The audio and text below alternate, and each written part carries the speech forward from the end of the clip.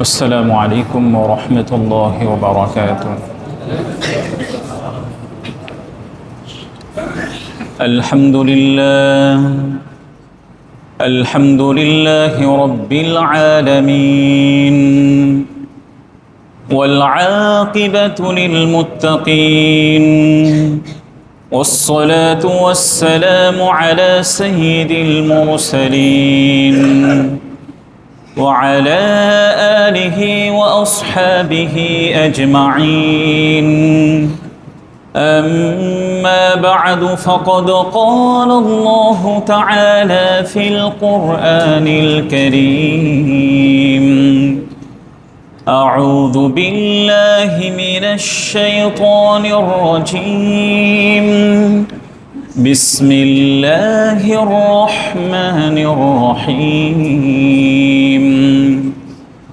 وأقم الصلاة طرفي النهار وزلفا من الليل، إن الحسنات يذهبن السيئات،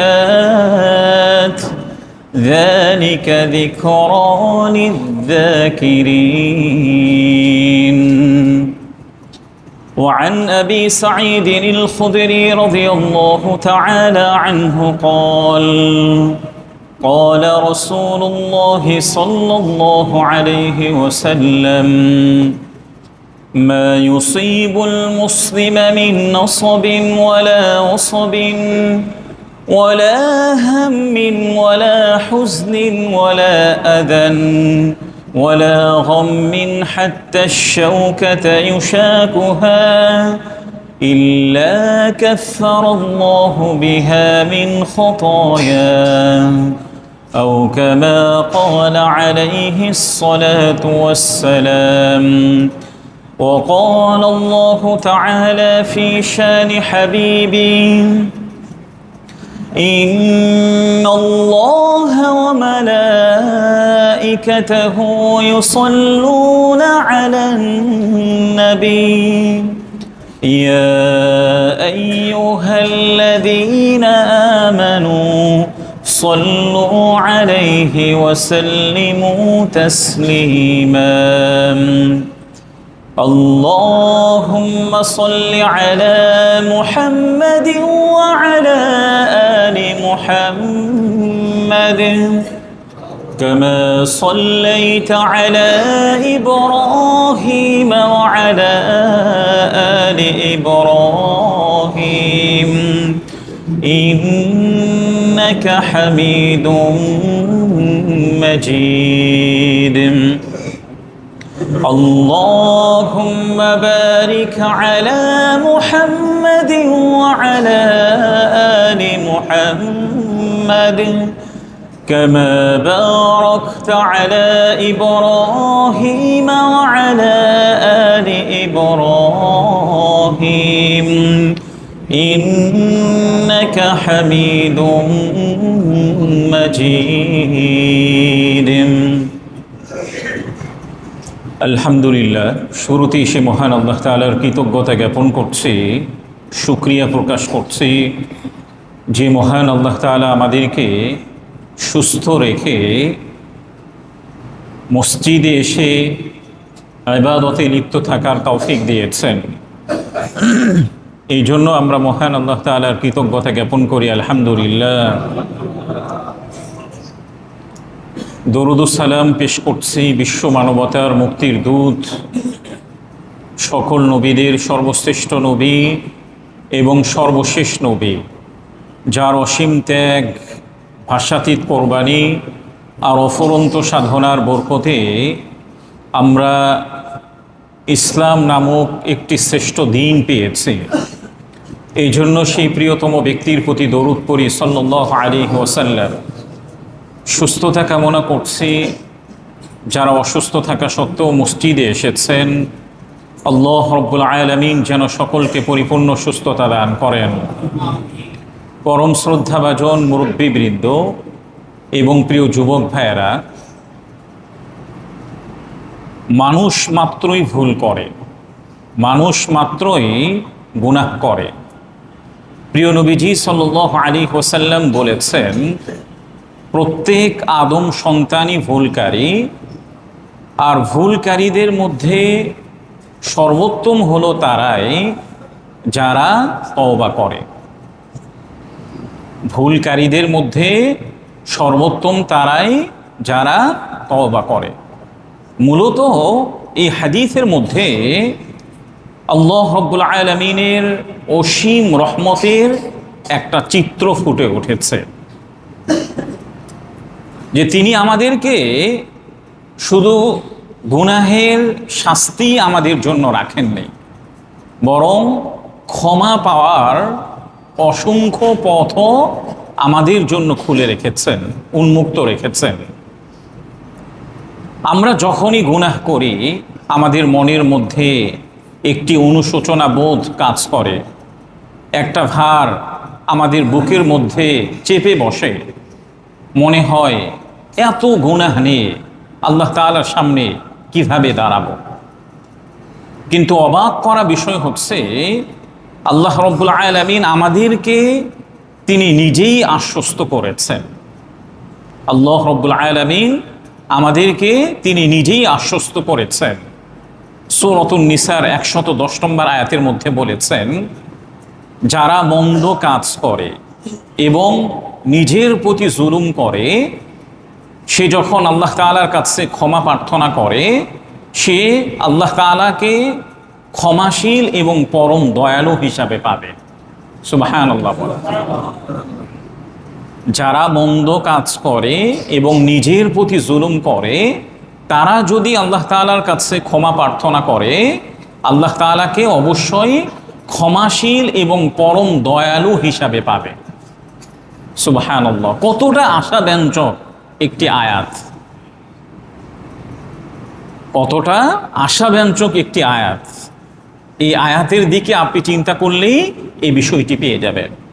এই জন্য আজকের জুমার আলোচনাতে আমরা এমন কিছু আমল আলোচনা করব যে আমলগুলি হাদিসের মধ্যে উল্লেখ করা হয়েছে এবং আমাদের জন্য গুনাহ মাফের ওসিলা হিসাবে বর্ণিত হয়েছে।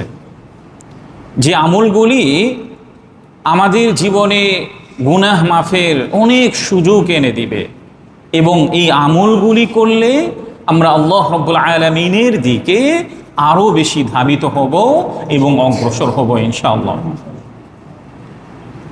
যে আমলগুলি আমাদের গুনাহকে মাফ করে দেয়, এর মধ্য থেকে অন্যতম একটা আমল হচ্ছে কষ্ট, ক্লেশ, রোগ ব্যাধি এবং অসুস্থতার কারণে আল্লাহ রাব্বুল আলামিন গুনাহগুলোকে মাফ করে দেন।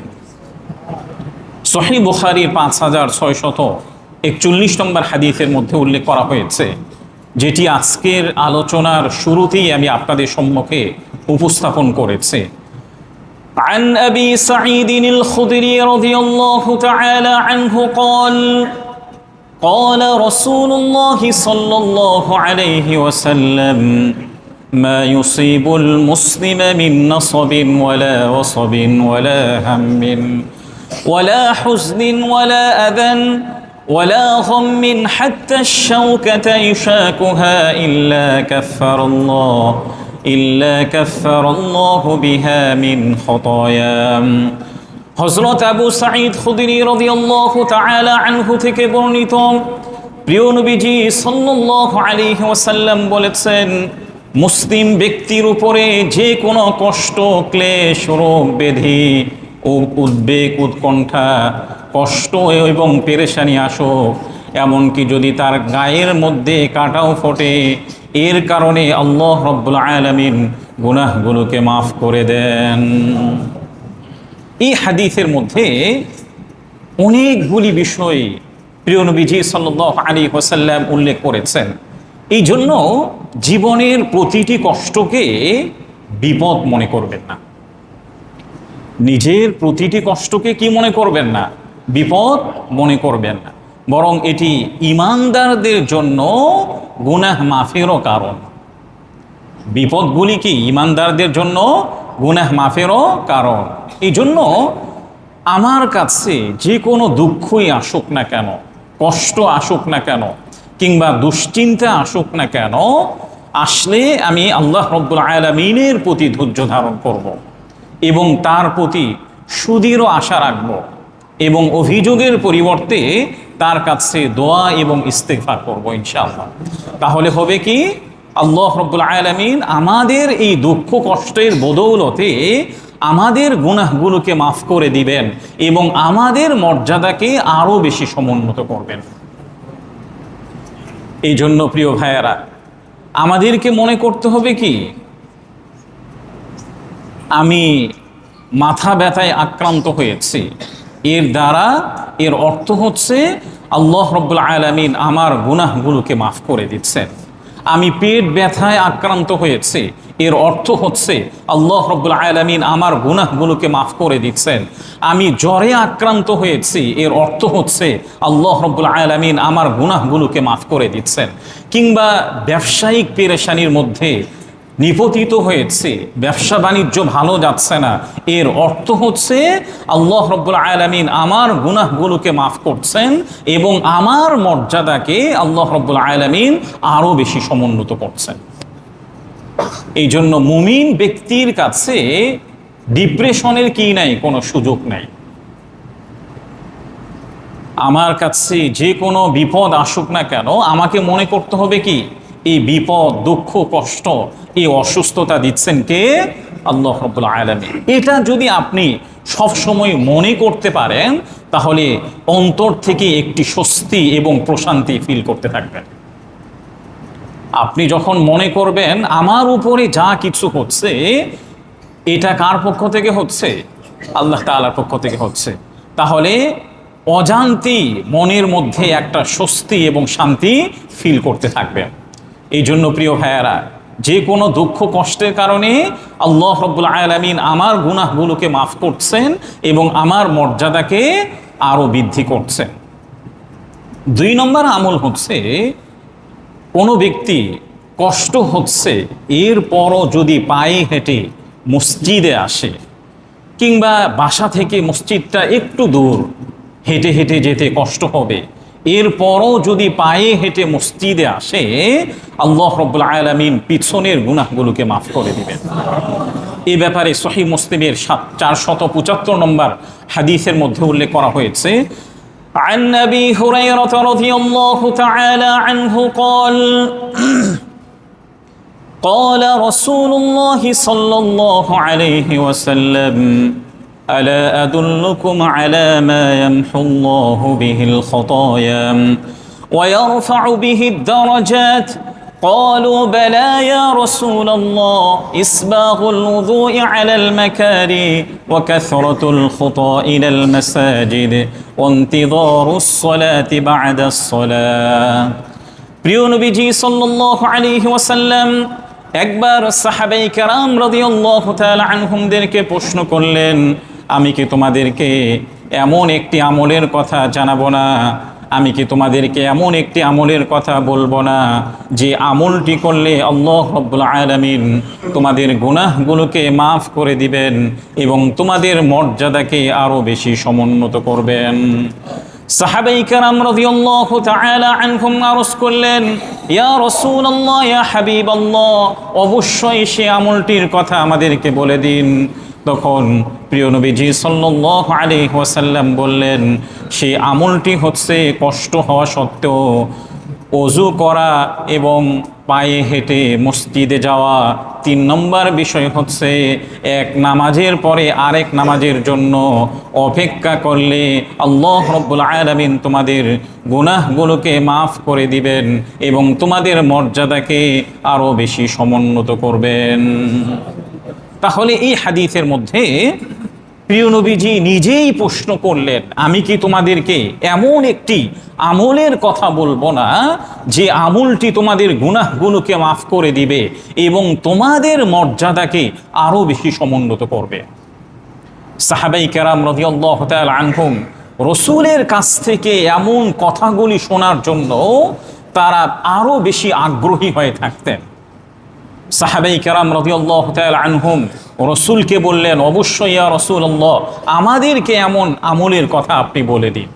তখন নবীজি বললেন, যদি তোমরা পায়ে হেঁটে মসজিদে আসো এবং এক নামাজের পরে আরেক নামাজের জন্য অপেক্ষা করো, তাহলে আল্লাহ রাব্বুল আলামিন তোমাদের গুনাহগুলোকে মাফ করে দিবেন এবং তোমাদের মর্যাদাকে আরো বেশি বৃদ্ধি করে দিবেন।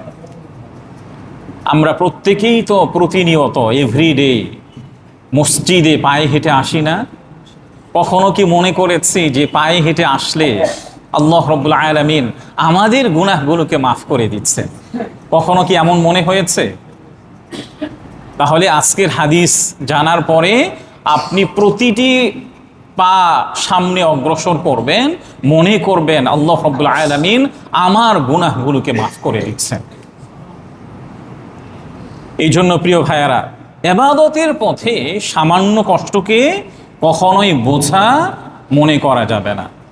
অজু করতে একটু কষ্ট হচ্ছে, কিংবা পায়ে হেঁটে মসজিদে আসতে একটু কষ্ট হচ্ছে, ব্যস্ততার মধ্যেও এক নামাজের পরে আরেক নামাজের জন্য অপেক্ষা করা, মসজিদে যাওয়া হয়তোবা একটু কষ্ট হবে, তারপরও এগুলি করলে আল্লাহ রাব্বুল আলামিন আমাদের গুনাহগুলোকে কি করবেন? মাফ করে দিবেন এবং আমাদের মর্যাদাকে আরো বেশি সমুন্নত করবেন।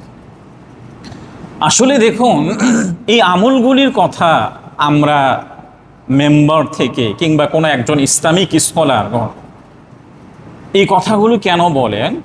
যেন আল্লাহ রাব্বুল আলামিন আমাদের গুনাহগুলোকে মাফ করে দেন। আর মর্যাদাকে কিভাবে আল্লাহ তাআলা সমুন্নত করবেন, সমাজের মধ্যে আমরা সবাই চাই প্রত্যেকটা ব্যক্তি যেন আমাকে রেসপেক্ট করে, এটা আমাদের সবারই কি একটা প্রত্যাশা। তো এই আমলগুলি করলে সমাজের লোকদের কাছে আমাদের সম্মানটা আল্লাহ রাব্বুল আলামিন আরো বেশি বাড়িয়ে দিবেন। 3 নম্বর আমল হচ্ছে, আল্লাহ তাআলার জন্য সিজদা দিলে আল্লাহ রাব্বুল আলামিন গুনাহ মাফ করে দেন। আল্লাহ রাব্বুল আলামিনের সন্তুষ্টির জন্য সিজদা দিলে আল্লাহ তাআলা কি করে দেন? গুনাহ মাফ করে দেন।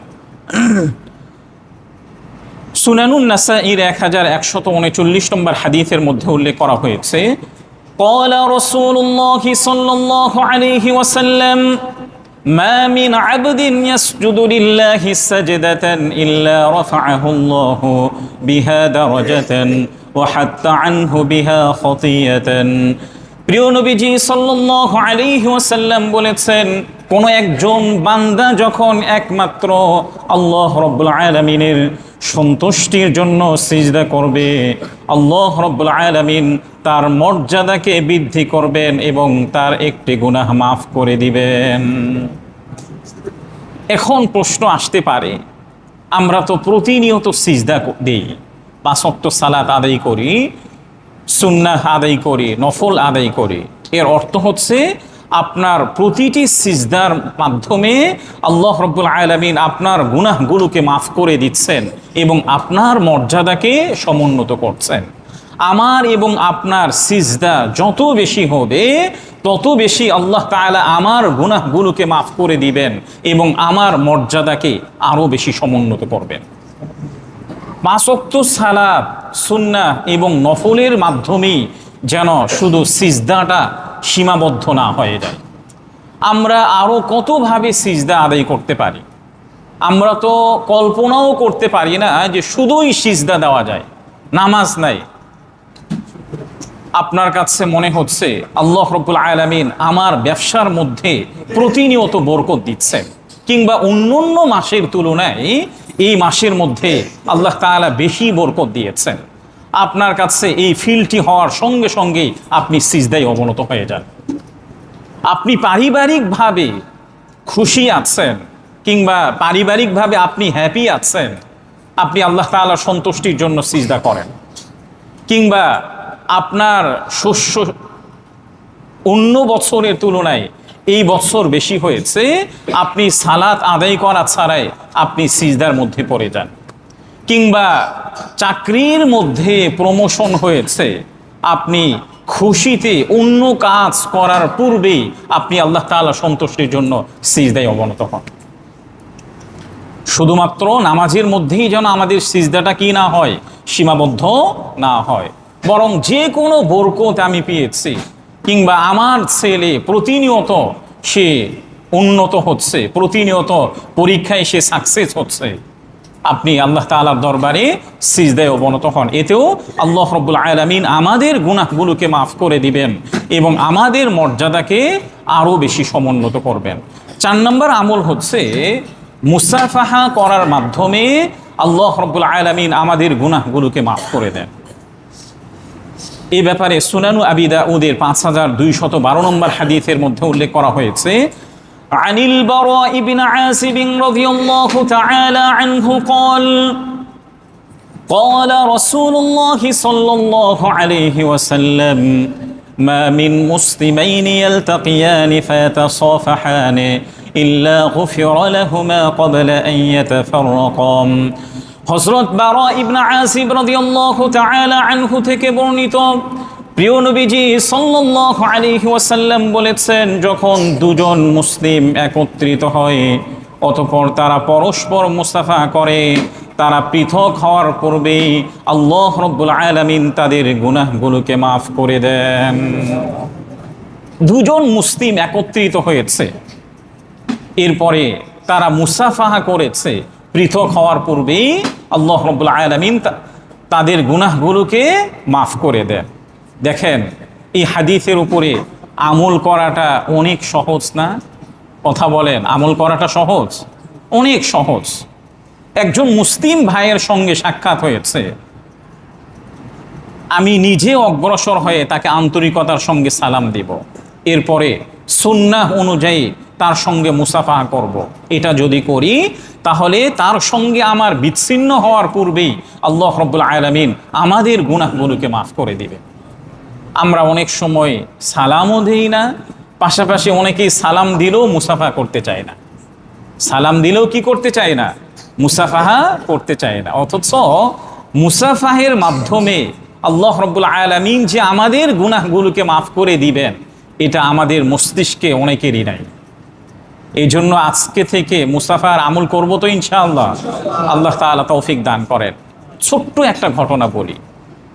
সুনানু আবি দাউদের সংকলক বিখ্যাত একজন মুহাদ্দিস ইমাম আবু দাউদ রাহিমাহুল্লাহর নাম আপনারা অনেকেই শুনেছেন। তিনি একবার সমুদ্র পথে সফর করছিলেন। জাহাজটি যখন বন্দর ছেড়ে যাচ্ছিল, ইমাম আবু দাউদ রাহিমাহুল্লাহ তখন তিনি দেখলেন যে দূর থেকে তীরবর্তী একজন ব্যক্তি হাসি দিয়েছে। সমুদ্রের পাড়ে একজন ব্যক্তি হাসি দিয়েছে। হাসি দেওয়ার পরে সে আলহামদুলিল্লাহ বলেছে। কোনো একজন ব্যক্তি যখন হাসি দেয়, এরপর যখন আলহামদুলিল্লাহ বলে, তখন ইসলামিক অন্যতম একটা ম্যানার হচ্ছে এই হাসির জবাবে আরহামুকাল্লাহ বলা। অন্যতম একটা সুন্নাহ কি? হাসির জবাবে আরহামুকাল্লাহ বলা। তো ইমাম আবু দাউদ রাহিমাহুল্লাহ জাহাজ থেকে নেমে তিনি মাত্র 1 দিরহামের বিনিময়ে ছোট্ট একটি নৌকা ভাড়া করেছেন। ছোট্ট একটি নৌকা ভাড়া করে তিনি সমুদ্রের পাড়ে গিয়েছেন।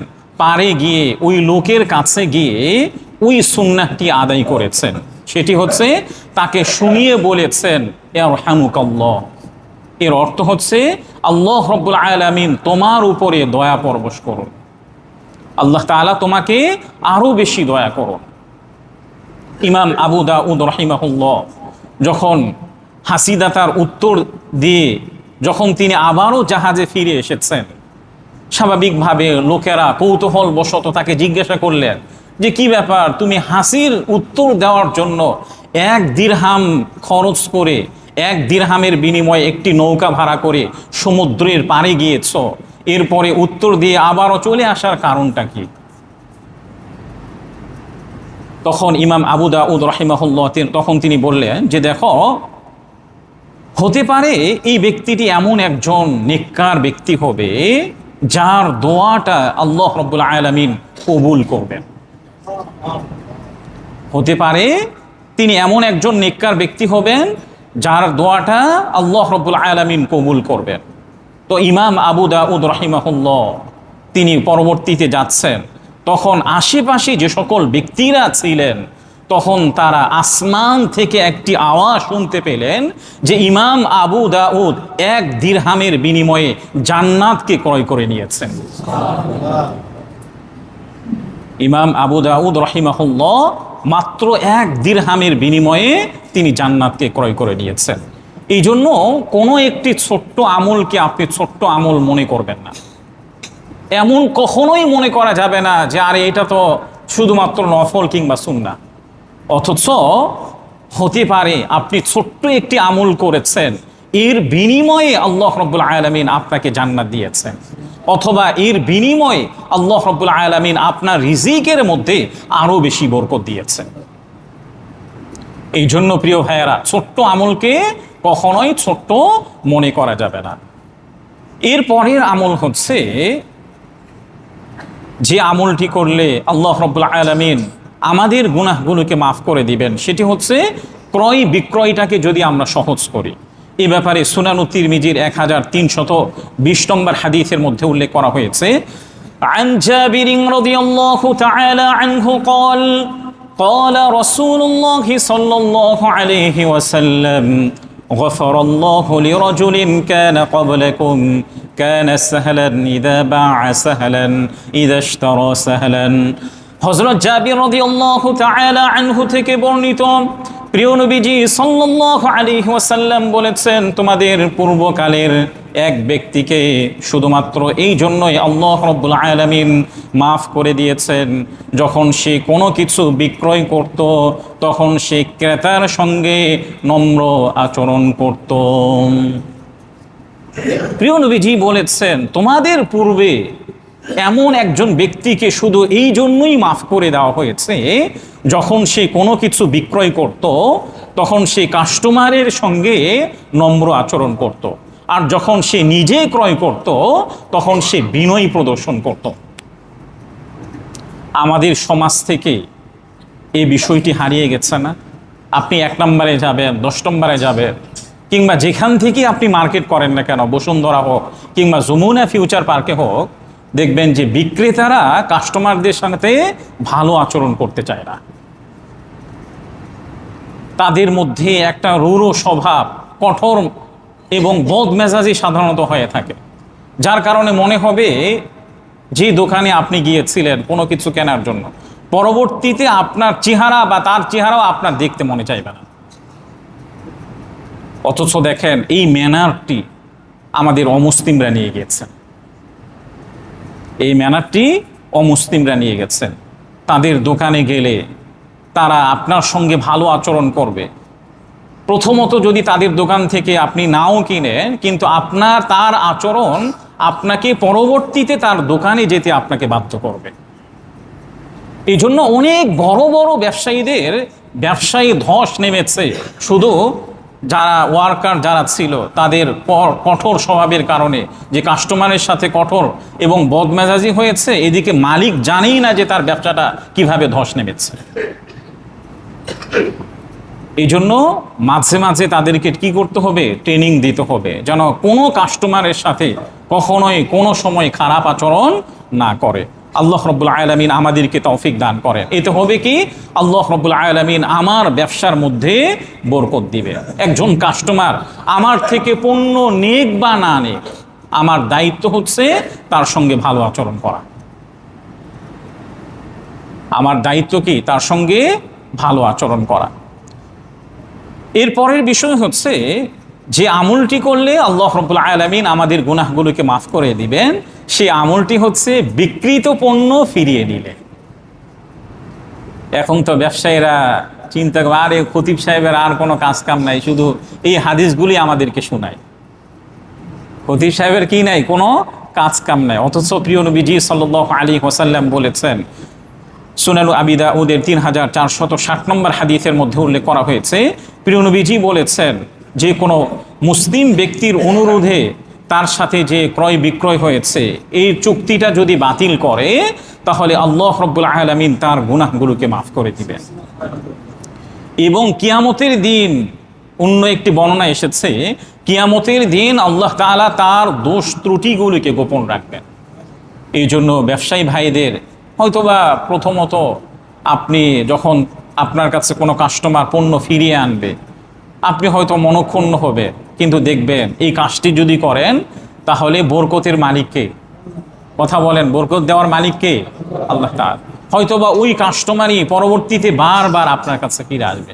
এই জন্য আপনি এই সুন্নাহটি আবারও পুনর্জীবিত করার চেষ্টা করবেন।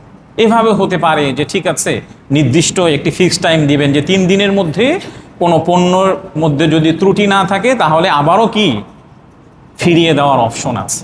দেখবেন যে আপনার ব্যবসার মধ্যে বেশি বেশি বরকত হবে ইনশাআল্লাহ। আল্লাহ তাআলা এই আমলটিও করার তৌফিক দান করেন। এরপরের আমল হচ্ছে সুবহানাল্লাহি ওয়া বিহামদিহি পড়লে আল্লাহ রাব্বুল আলামিন গুনাহ মাফ করবেন। এই বিষয়ে সহিহ বুখারী 6405 এবং সহিহ মুসলিমের 2691 নম্বর হাদিসের মধ্যে উল্লেখ করা হয়েছে, আন আবি হুরায়রা রাদিয়াল্লাহু তাআলা আনহু أن رسول الله صلى الله عليه وسلم قال من قال سبحان الله وبحمده في يوم 100 مرة حطت عنه خطاياه وإن كانت مثل زبد البحر। প্রিয় নবীজি সাল্লাল্লাহু আলাইহি ওয়াসাল্লাম বলেছেন, যে ব্যক্তি সুবহানাল্লাহি ওয়া বিহামদিহি দৈনিক 100 বার পাঠ করবে, আল্লাহ রাব্বুল আলামিন তার গুনাহগুলোকে মাফ করে দিবেন, যদিও তার গুনাহের পরিমাণ সাগরের ফেনার সমপরিমাণও হয়। যে ব্যক্তি দৈনিক 100 বার সুবহানাল্লাহ বিহামদিহি পড়বে, আল্লাহ রাব্বুল আলামিন এমন ব্যক্তির গুনাহ মাফ করবেন যার গুনাহটা সাগরের ফেনার সমপরিমাণ হয়েছে। সুবহানাল্লাহ ওয়া বিহামদিহি এমন একটি আমল যে হাসরের মাঠে সবচেয়ে বেশি সওয়াব নিয়ে ওঠার একটি আমল। কোনো ব্যক্তি যদি দৈনিক 100 বার এই আমলটি করে তাহলে হাসরের মাঠে এই আমলটি কি বেশি সওয়াব নিয়ে উঠবে। এরপরের আমল হচ্ছে ইমামের সাথে আমিন বললে গুনাহ মাফ হয়। এ ব্যাপারে সহিহ বুখারীর 780 নম্বর হাদিসের মধ্যে উল্লেখ করা হয়েছে, আন আবি হুরায়রা রাদিয়াল্লাহু তাআলা আনহু قال قال رسول الله صلى الله عليه وسلم إذا أمن الإمام فأمنوا فإنه من أوفق تأمينه تأمين الملائكة غفر له ما تقدم من ذنبه। প্রিয় নবীজি সাল্লাল্লাহু আলাইহি ওয়াসাল্লাম বলেছেন, যখন ইমাম সাহেব আমিন বলে তখন তোমরাও আমিন বলো, কেননা যার আমিন ফেরেশতাদের আমিনের সঙ্গে মিল হয়ে যায়, আল্লাহ রাব্বুল আলামিন তার পিছনের গুনাহগুলোকে মাফ করে দেন। এই জন্য যখন ইমাম সাহেব সূরাতুল ফাতিহা শেষ করবে, ইমাম যখন আমিন বলবে তখন আমরাও কি বলবো? আমিন বলবো। বাকি যে আমরা আস্তে আমিন বলি এটারও কি আছে? দলিল আছে। যারা জোরে আমিন বলেন তাদেরও কি আছে? দলিল আছে। কেউ কাউকে বাতিল করতে পারবে না। তবে এক্ষেত্রে একটি সুন্নাহ হচ্ছে, যে মসজিদের মধ্যে, যে সোসাইটির মধ্যে যে সুন্নাহ প্রচলিত আছে ওই সুন্নার বিপরীতে আরেকটি সুন্নাহ এখানে প্রচলন না করা চাই। ওলামায়ে কেরাম এমনটি বলেছেন। এরপরের আমল যেটি হচ্ছে, যে আমলটির কারণে আল্লাহ রাব্বুল আলামিন গুনাহ মাফ করবেন, সেটি হচ্ছে ইমামের সাথে সামি আল্লাহু লিমান হামিদ। ইমাম যখন সামি আল্লাহু লিমান হামিদা বলবে তখন কোনো ব্যক্তি যদি আল্লাহুম্মা রব্বানা লাকাল হামদ বলে এবং তার রব্বানা লাকাল হামদ এই বলাটি যদি ফেরেশতাদের রব্বানা লাকাল হামদ বলার সঙ্গে মিলে যায় তাহলে আল্লাহ রাব্বুল আলামিন আমাদের গুনাহগুলোকে মাফ করে দিবেন। এটাও সহিহ বুখারীর 3228 নম্বর হাদিসের মধ্যে উল্লেখ করা হয়েছে, রব্বানা লাকাল হামদ হামদান কাসীরান তাইয়িবান মুবারাকান ফি। এই ব্যাপারে সহিহ বুখারীর 799 নম্বর একটি হাদিসের মধ্যে উল্লেখ করা হয়েছে, একবার প্রিয় নবীজি সাল্লাল্লাহু আলাইহি ওয়াসাল্লাম সালাত আদায় করছিলেন। যখন তিনি রুকু থেকে উঠলেন, একজন সাহাবী বললেন, রব্বানা ওয়ালাকাল হামদ হামদান কাসীরান তাইয়িবান মুবারাকান ফি। নবীজি সাল্লাল্লাহু আলাইহি ওয়াসাল্লাম নামাজ শেষে জিজ্ঞাসা করলেন, আরে এই দোয়াটি কে পড়েছে? সাহাবায়ে কেরাম চুপ থাকলেন। তারা ভীত সন্ত্রস্ত হয়েছিলেন, মনে করছিলেন যে নবীজি অন্য কোনো কথা বলবেন কিনা। এরপরে একজন সাহাবী বললেন, ইয়া রাসূলুল্লাহ, আমি এই কথাটি বলেছি। তখন প্রিয় নবীজি বললেন যে দেখো, আমি নামাজরত অবস্থায় দেখলাম 30 জনের চেয়েও আরো অধিক ফেরেশতা এর সওয়াবটা কে আগে লিখবে এর জন্য তারা প্রতিযোগিতা করছে।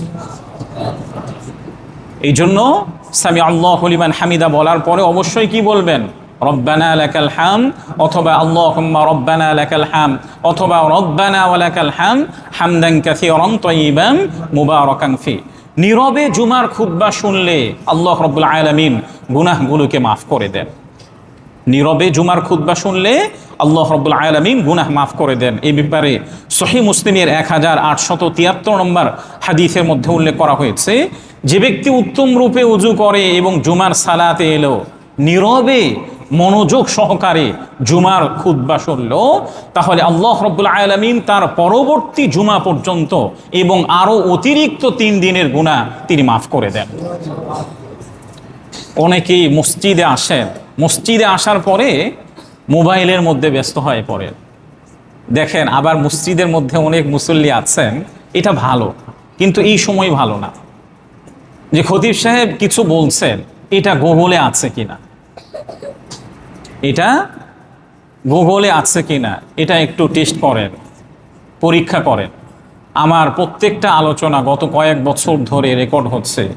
দয়া করে মসজিদে এসে এই কাজটা করবেন না। যদি কখনো আপনার সংশয় এবং সন্দেহ হয়, জুমার পরে কিংবা যখন এই ভিডিওটা আপলোড করা হয় সেখান থেকে শুনে আপনি এটা যাচাই করার চেষ্টা করবেন। তারপরও জুমার খুতবা চলাকালে ফোনে কিংবা একজন আরেকজনের সঙ্গে কথা বললেন, প্রিয় নবীজি সাল্লাল্লাহু আলাইহি ওয়াসাল্লাম বলেছেন, জুমার খুতবা শোনা অবস্থায় কেউ যদি আরেকজনের সাথে কথা বলে তাহলে এই সওয়াব থেকে বঞ্চিত হবে। এই জন্য খুবই সতর্ক। আরেকটি কথা বলে আজকের আলোচনা শেষ করে দিব। সেই বিষয়টি হচ্ছে যে কাজটি করলে আল্লাহ রাব্বুল আলামিন আমাদের গুনাহগুলোকে মাফ করে দিবেন। সেটি হচ্ছে প্রাণীদের প্রতি দয়া করলে, জীব জন্তু যেগুলি আছে এগুলির প্রতি দয়া করলে গুনাহ মাফ করে দিবেন কে? আল্লাহ রাব্বুল আলামিন। এ ব্যাপারে সহিহ বুখারীর 3467 নম্বর হাদিসের মধ্যে উল্লেখ করা হয়েছে, প্রিয় নবীজি বলেছেন, একবার একটি কুকুর একটি কূপের চতুর্দিকে ঘোরাঘুরি করছিল। তখন একজন ব্যভিচারী নারী কুকুরের এই বিষয়টি প্রত্যক্ষ করলেন। তখন তিনি তার পায়ের মধ্যে যে মোজাটা ছিল, মোজাটা খুলে কূপ থেকে পানি উঠিয়ে কুকুরকে পান করালেন। ব্যভিচারিণী নারী হওয়া সত্ত্বেও আল্লাহ রাব্বুল আলামিন এমন বান্দাকেও মাফ করে দিয়েছেন। এই হাদিস থেকে বুঝলেন কি, আপনি জীবজন্তুর প্রতি দয়া করলে আল্লাহ রাব্বুল আলামিন যদি মাফ করে দেন, তাহলে পৃথিবীর মধ্যে সর্বশ্রেষ্ঠ প্রাণী মানুষদের উপরে যদি দয়া করেন, এতিমদের উপরে যদি দয়া করেন, অসহায় ব্যক্তি যারা আছেন তাদের উপরে যদি দয়া করেন, তাহলে আল্লাহ রাব্বুল আলামিন আপনার সাথে কেমন আচরণ করবে একটু চিন্তা করেন। প্রাণীদের প্রতি দয়ার অর্থ আবার এটা বোঝার দরকার নেই, যেহেতু এখানে কুকুর উল্লেখ করা আছে বিধায় আজ থেকে কুকুরের প্রতি দয়া করবেন, বাসায় বাসায় কুকুর লালন পালন করবেন। কোনো ব্যক্তি যদি শখের বশত কুকুর লালন পালন করে, এ ব্যাপারে সহিহ বুখারীর 2322 নম্বর হাদিসের মধ্যে উল্লেখ করা হয়েছে, কেউ যদি শখের বশত কুকুর লালন পালন করে তাহলে প্রতিদিন তার আমল থেকে 1 কেরাত পরিমাণ কমতে থাকে। আপনি নামাজ, রোজা, হজ, যাকাত করবেন, শুধুমাত্র শখের বশত কুকুর লালন পালন করলে আপনার সওয়াব প্রতিনিয়ত কমতে থাকবে। আর 1 কেরাত হচ্ছে উহুদ পরিমাণ, উহুদ পাহাড় সমপরিমাণ। এই জন্য আমাদের সমাজের মধ্যে দেখবেন যে কিছু ভাইয়েরা আছে কুত্তা প্রেমী। একবারে সাধারণত গ্রাম্য ভাষায় একটা কথা বললাম, নিজেদেরকে একটু ধনী হয়েছে, কয়েকটা বাসার মালিক, ফ্ল্যাটের মালিক, প্লটের মালিক, দেখবেন যে শখের বশত কুকুর লালন পালন করে। অথচ প্রতিনিয়ত আপনি যদি এই কাজটাও করেন তাহলে আপনার আমল থেকে সওয়াব কমতে থাকবে। এটা কি পরিমাণ? উহুদ পাহাড় সমপরিমাণ। আপনি হসপিটালগুলোতে যান, দেখবেন যে বাচ্চাদেরকে কুকুর কামড়ানোর কারণে বাচ্চারা কিংবা লোকেরা হসপিটালে ভর্তি। অনেক এই সোশ্যাল মিডিয়াতে দেখবেন, কয়েকদিন আগে একটা বাচ্চাকে কুকুর কামড় দিয়েছে। বাচ্চা বলছিল যে আমরা বল খেলতে খেলতে কুকুরের গায়ে বল লাগাটাই স্বাভাবিক, বাচ্চারা খেলতে খেলতে কুকুরের গায়ে বল লাগাটাই স্বাভাবিক। তো কুকুর কামড়, কয়েকটা বাচ্চাকে কামড় দিয়েছে। তো ওখানে কমেন্ট সেকশনে আমি দেখলাম যে অধিকাংশ কুত্তা প্রেমীরা যারা আছে তারা কমেন্ট করছে যে বল কেন কুকুরের গায়ে লাগালে, বল কেন কুকুরের গায়ে লাগালে। গত 2 সপ্তাহ আগে আরেকটা নিউজ আপনারা দেখেছেন, সম্ভবত খান জাহান আলী মাজারে কিংবা কোনো একটা মাজারে কুমিরকে একটা কুত্তা দেওয়ার কারণে কুত্তা প্রেমীরা শাহবাগে বিভিন্ন জায়গায় আন্দোলন শুরু করে দিয়েছে। কুমিরকে কুকুর দেওয়ার কারণে কি কুত্তার প্রতি তাদের আবেগ একবারে উথলিয়ে উঠেছে। অথচ এই কুমিরকে যে প্রতিনিয়ত ছাগল দেওয়া হচ্ছিল, এই কুমিরকে প্রতিনিয়ত যে মুরগি দেওয়া হচ্ছিল, এ ব্যাপারে তাদের কি নাই, কোনো আন্দোলন। মানুষের থেকে কিংবা অন্যান্য পশু প্রাণীদের থেকেও তাদের কুকুরের প্রতি আবেগ এবং ভালোবাসাটা বেশি। এই কুত্তাপ্রেমী থেকে আল্লাহ তাআলা আমাদের সবাইকে হেফাজত করুন। আমি আবারও বলছি, যেসব আমল করলে আমাদের গুনাহগুলোকে আল্লাহ তাআলা মাফ করে দিবেন। 1 নম্বর আমল হচ্ছে কষ্ট ক্লেশ এবং রোগ ব্যাধি হলে আল্লাহ রাব্বুল আলামিন আমাদের গুনাহগুলো মাফ করে দিবেন। 2 নম্বর হচ্ছে পায়ে হেঁটে মসজিদে আসলে। 3 নম্বর আমল হচ্ছে এক নামাজের পরে আরেক নামাজের জন্য অপেক্ষা করলে। 4 নম্বর আমল হচ্ছে আল্লাহ তাআলার জন্য সিজদা করলে। 5 নম্বর আমল হচ্ছে প্রাণীদের প্রতি দয়া করলে। 6 নম্বর আমল হচ্ছে রাস্তা থেকে কষ্টদায়ক জিনিস সরিয়ে ফেললে। 7 নম্বর আমল হচ্ছে নীরবে জুমার খুতবা শুনলে। 8 নম্বর আমল হচ্ছে ইমামের সাথে আমিন বললে। 9 নম্বর আমল হচ্ছে রব্বানা লাকাল হামদ বললে। 10 নম্বর আমল হচ্ছে বিক্রয় করতে গিয়ে নম্র আচরণ করলে। 11 নম্বর আমল হচ্ছে মুসাফা করার মাধ্যমে। আল্লাহ রাব্বুল আলামিন আমাদেরকে এই আমলগুলি করার তৌফিক দান করেন।